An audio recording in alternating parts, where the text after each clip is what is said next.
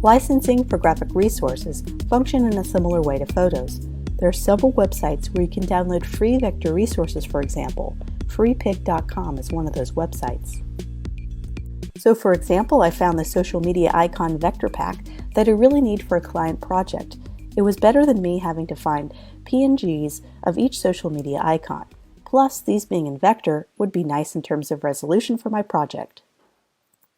I look around the page before I download any resource, and I try to find the type of license this graphic has.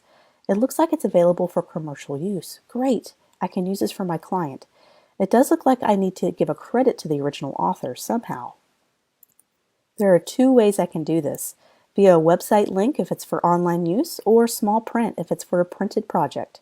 I could place this small line at the very bottom of my client's print project. What if my client or I do not like having the little line at the bottom of the project? I can always purchase a premium graphic to use, and I no longer have to credit the author. Or I can find one that does not require an attribution by simply reading the license of that particular graphic. It just takes a little time noodling around to find the licensing and understand how they work and what they are going to require me to do. I'm on the creativemarket.com, a great place to find and purchase lots of premium assets for graphic designs. I just happen to be on this watercolor collection. I love these different images offered, and I wanted to go ahead and purchase this for a client project. And you'll notice that there's two different price points. There's a standard license and an extended license, just like for photography.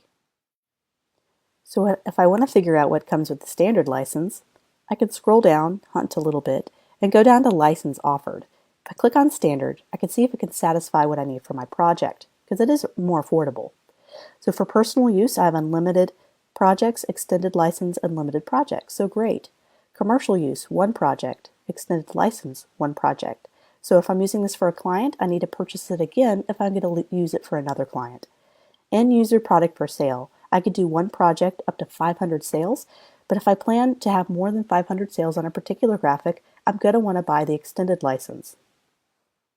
Because of limited client budgets, I've learned to use as many open source, totally free resources as possible. I've also learned to modify vector resources or graphics beyond recognition to make my own artwork that's unique and of course now usable for my clients and my own personal work. Of course, I give credit to the original author and purchase any assets that I need. This is where the lines really start to blur and get complicated. Seek out the opinion of a legal professional for any serious inquiries. You should always protect yourself if you have a serious legal question about licensing and copyrights of creative work. But when does a modified or derivative work start to become yours and no longer the original creator's work? This is always a hot topic and up for debate. Someone can easily take the design I made and modify it significantly beyond recognition, and in some cases I may no longer have protective rights on my work because that design was modified and changed so much that I cannot retain any legal copyrights to it. It becomes the new creator's work, even though I created the basis for the design. This is where it gets tricky. If they stole my idea and that idea still shines through on their work, even though they modified it significantly, I could still retain a legal case against them. Does that mean you could take a vector graphic and modify it significantly and no longer need to give credit to the original author? That's a big fat maybe, and it's up to you to cross that line. This is once again a hot topic for discussion in the creative world, and one that we should continue to talk about. What is original art?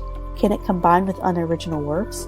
A big question you need to ask yourself before walking down that road. Something I encourage you guys to do is to be as original as possible, creating your own unique works or to give credit to the artist's work you use in your projects.